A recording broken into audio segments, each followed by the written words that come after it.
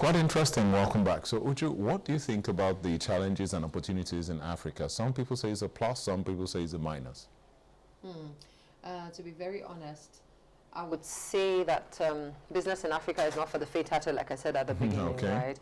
However, I'm very confident that the resilient spirit in Africans is what makes us not to give up.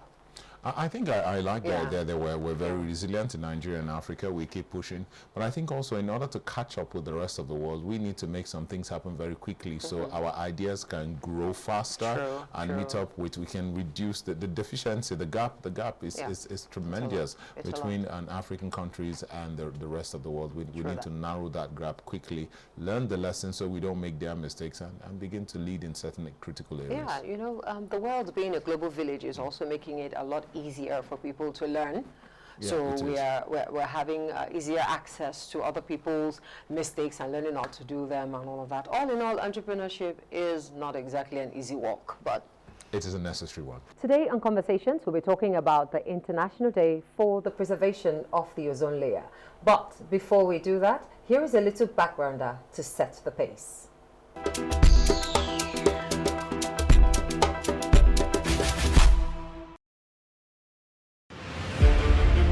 Ozone layer, also called ozonosphere, is the region of the upper atmosphere between roughly 15 and 35 kilometers or 9 to 22 miles above Earth's surface, containing relatively high concentration of ozone molecules. Approximately 90% of the atmosphere's ozone occurs in the stratosphere. The temperature of the atmosphere rises with increasing height, a phenomenon created by the absorption of solar radiation by the ozone layer. The ozone layer effectively blocks almost all solar radiation of wavelengths less than 290 nanometers from reaching Earth's surface, including certain types of ultraviolet and other forms of radiation that could injure or kill most living things. However, not too long ago, the ozone layer faced a severe threat largely due to human activities. International Day for the Preservation of the Ozone Layer, World Ozone Day, observed every September 16th each year, marks a significant milestone in environmental conservation, the recovery of the ozone layer. This year's celebration is tagged with the theme, Fixing the Ozone Layer and Reducing Climate Change. Lens on Africa this week takes on World Ozone Day and related issues. Stay with us.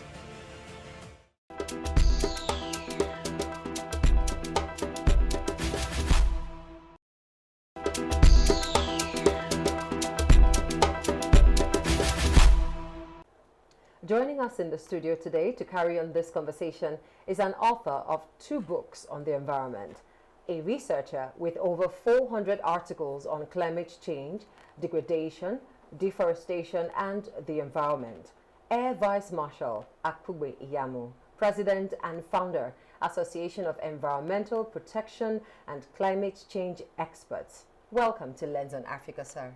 Beautiful to be here. Thank you very much. Thank you so much. Good to have you once again. Thank you very much. So I'd like to start first of all by asking, in layman terms, how would you describe, what's it called, the ozone layer? How would you describe it? A screen. A screen? A screen that the whole of our life depend on. No, if it was not there, we would not be able to live. Okay, Vice Marshal, that's a very scary description. Scary. Could you break it down for us in a bit more in the way it works, so the average person can understand it? Yes, the ozone layer occupies the stratosphere, which was carried in the introduction. Now it is formed when the sun and the heat react with nitrogen oxide. So it is very, very important and vital because it screens up. Otherwise, the sun will bring down ultraviolet rays and other harmful rays that will affect humanity. Meanwhile, there are 2. You have the one in the stratosphere and the one in the troposphere. The one in the troposphere is the bad one. It's a bad one. That one affects the heart. It causes sneezing, causes congestion. If you have asthma, it can aggravate it. And the worst side is that it affects plants, animal, and the natural organism. But what we are concerned at is the one at the upper stratosphere. It's generally referred to as 03. So, O3, you mentioned this. Now, it is said that the ozone layer is depleting. What is the cause of the depleting of the ozone layer? Now, there are various causes responsible for it. The most notable is the CFC, chlorofluorocarbon. Now, they are very, very significant because they take about 100 years to degrade. Oh, wow. About 100 years to degrade. And one molecule of it can destroy almost 100,000 molecules of the ozone layer. So, wow. How do they come in? They come in through foam. This foam that we use, they are used for rising foam. Okay. They are used for solvent. Okay. They are used for refrigerant and air conditioner. Yeah. So particularly those air conditioners that were made before 1995. So yes, they are. So that is why when you want to dispose them, you have to dispose them very, very well, because what they emit is the destruction. They destroy the ozone layer. And in recent time, it has become so significant to look at the hole in the ozone layer, which is in the Antarctica. That is creating a whole lot of problems. That's of great concern and interest. Okay, let's take it back a little bit, talking about the hole. When was the first time we noticed, when I say we, I mean the scientists, noticed that there was a problem with the ozone layer? Because a lot of people just say, oh, some years ago. When exactly did the problem get so significant it was noticeable?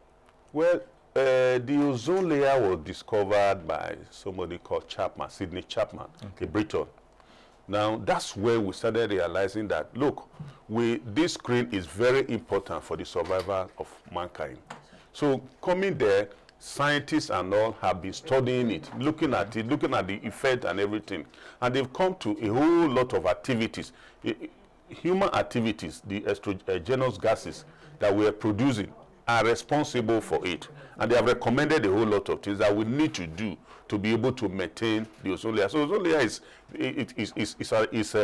an effect and action that has been very, very long. Since 1930, we have been coming down with it, yes. Okay. So I'd like to ask another question, which is, there have been cases where we've been successful at refreshing, for lack of a better word, the ozone layer. Any scientific breakthrough, any process by which the ozone layer, which we now see is depleting, has been refreshed?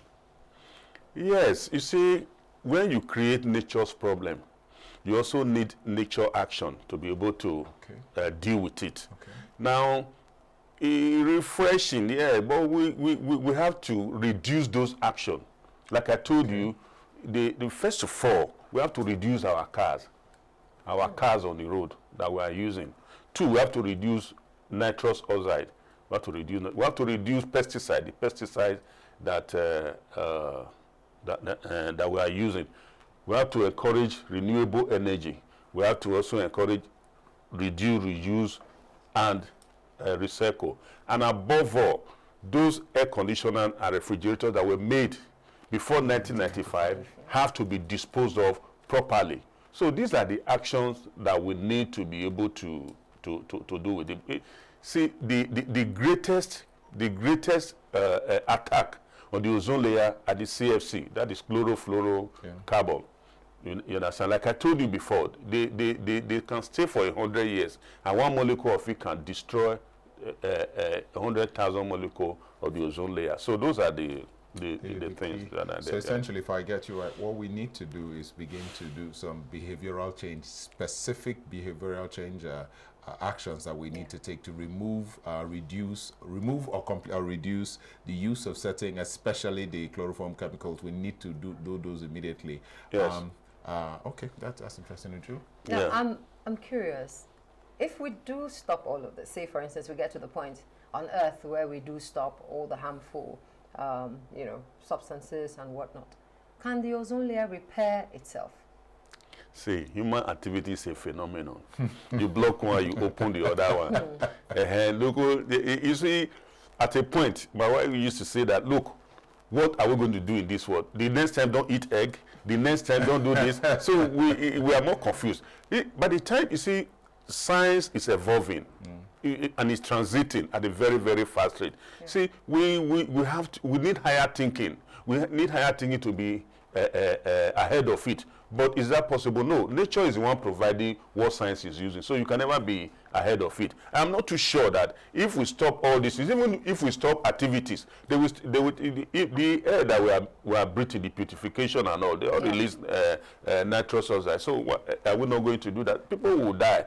This will get rotten. So we are back to the circle again. What we do is management. It's just like the climate change. Now, science they are trying very, very hard to create the nexus between it and the climate change. Apart from the temperature that normally come in and all. So you cannot really say it has it has a very significant effect on climate change. Okay. Yes. Now let's talk about international agreements and protocols. Do we have anything that has been established, which Nigeria is in partnership with? Anything at all? For instance, the Montreal Protocol. Yes, Nigeria, through the Climate Change Act, encompasses a whole lot of things. See, laws, treaties, and all are not deficient in Nigeria. What is lacking is the implementation, the way to implement it. If you see the Climate Act, have you read it? It's one of the robust you can have in the world. Wow. One of the robust you can have in the world. So it is all encompassed there. Everything is there. So thank God the new president has come in now and is beginning to unbundle a whole lot of things. Yes. He has gone now to, okay, first of all, he went oil and gas, he unbundled the Ministry of Petroleum. He came back to the environment, separated the environment from marine and blue economy. So what he is now doing is that he's creating significant attention to every aspect. Because when we just lump it up as environment, it's not going to work. Ozone is very important, and it is contained. It cannot stand on its own. It's a complement of the environment. So, and it's also a complement of climate change. Don't forget that, as I said, the nexus they are trying to establish. Yes, there are nexus in it. So it is in the Environment Act, and Nigeria is very, very strong in propagating it in Africa.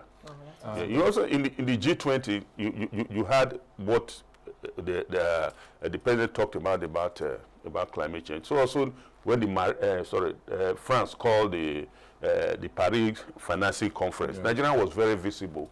So we are very visible since the last 90 days or 100 days. The visibility have been increased significantly, and we hope that the values will start coming in. Yes. All right. So there's been this argument in Africa among African heads of states that the West, the more industrialized nations, are the ones who have caused the greater damage to the climate than we have.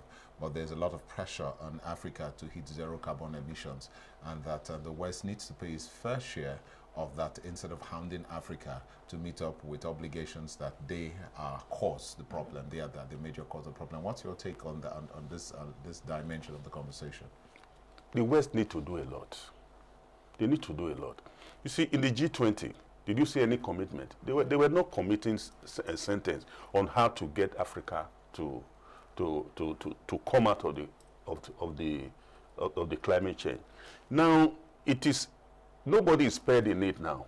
Nobody is spared in it. No. But it's just that in Africa we are challenged by a whole lot of things. We are challenged by infrastructure, we are challenged by short-term finances, we are challenged by a whole lot of this. That is why, look, when it happens here, it's going to be double tragedy. See what is happening in Libya now. See what is happening in Libya. You have varying figures now, sometimes 20,000 to 30,000. These are human beings. And my own concern, like you said, is that I hope we are taking all the precautions on our dams. on our dams. It was just, it was a dam in Libya that caused the whole catastrophe. And we have 330 dams in Nigeria, both air dams and little dams. Look, we have to go to the procedures for preserving dams now. When that happened and add to our already catch trap problem and everything, your guess is as good as mine. So the West, they'll be promising from Marrakesh, they'll be promising with everything. Look at the Paris Agreement. Significantly to address the problem of Africa with $100 billion US. No, they said, look, the last one that that was held in 2022 in Sharm el-Sheikh, they said, look, okay, we have promised you this amount of money. The first meeting will be held in March. Did you hear anything? So Africa need to come out of the whole problem. We need to do a whole lot of things that will enable us to cut down this thing. The West is not a Father Christmas. It's value for action. Value for action. If there's no value that is coming there, the action will be slow. The action will be slow. Macron listed a whole lot of things that you were supposed to do. He was going to, first of all, he said he was going to engage the laws of IMF, World Bank, because when these things were set up, nobody knew that climate change was going to come. So to make it easy for the emerging countries and the small island states to be able to access funds, we pray that we have to engage those things with experts. And on our own too, we have to sit down. We have to sit down and look at this thing. We have to look at meritocracy. It's very, very important. We have to look at institutions, and we have to look at value. It is no longer now that, look, my brother doesn't have a job, let him come and stay. There are some ministries that it is purely scientific. What is the world doing that we are not doing, that is making them, what is Egypt doing? What is Senegal doing? What is South Africa doing that we are not doing, that is making them access these funds? We have to do it. It's no longer patronage anymore. We're in a dire situation now. The best of us have to come out to go and bring the best from the world. Regardless of political affiliation. Yes. So I'm going to ask, as we begin to round up the conversation, you're an environmentalist, and there are a number of issues, like you talked about, the nexus of activities. There are a number of issues. We've not been the most environmentally conscious people, generally speaking. From your wealth of experience, you've written over 400 articles, written several, and published several books, internationally, locally.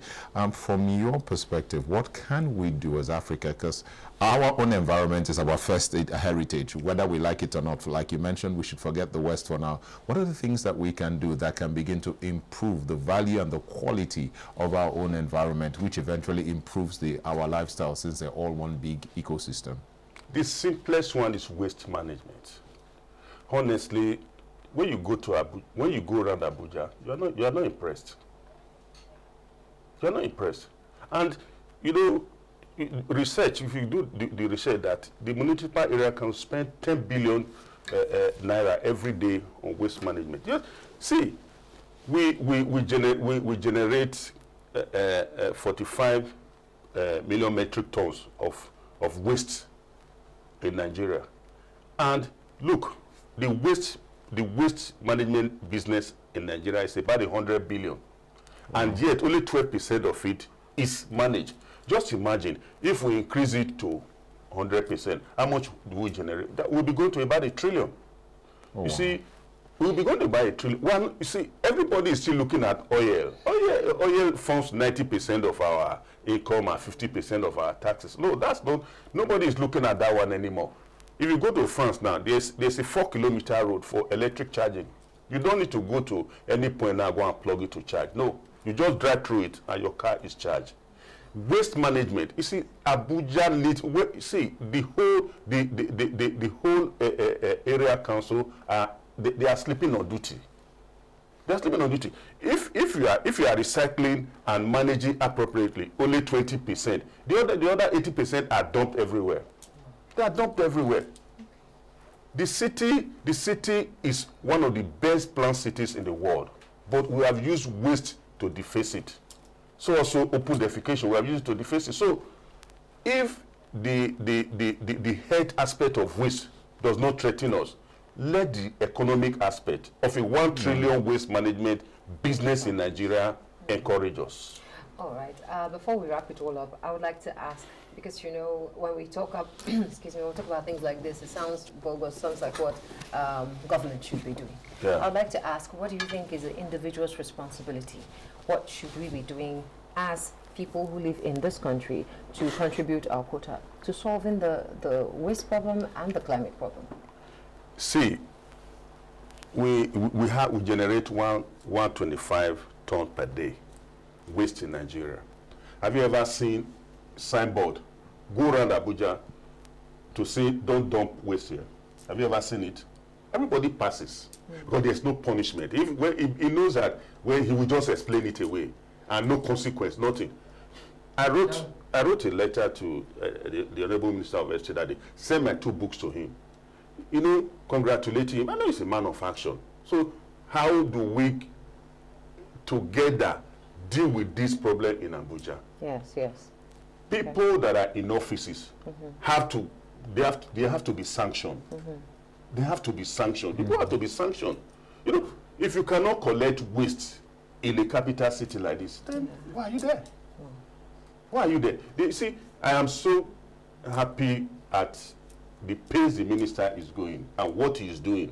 You know, so if he reads that my letter to him, he will know that, look, there is problem in Abuja and it needs to be solved. Okay. Yes. Right. I hope they allow him to see that letter and everything. Right. Thank you. Before we end up, see, it is not about what we are going to. The nation has expended a whole lot on me. It's just to give back now. It's to give back. That's where we are now. Okay. Yes. Thank you very much, sir. All right. Our guest has been Air Vice Marshal Akupe Iyamo. It's a pleasure with a staggering CV of articles and work that he has done.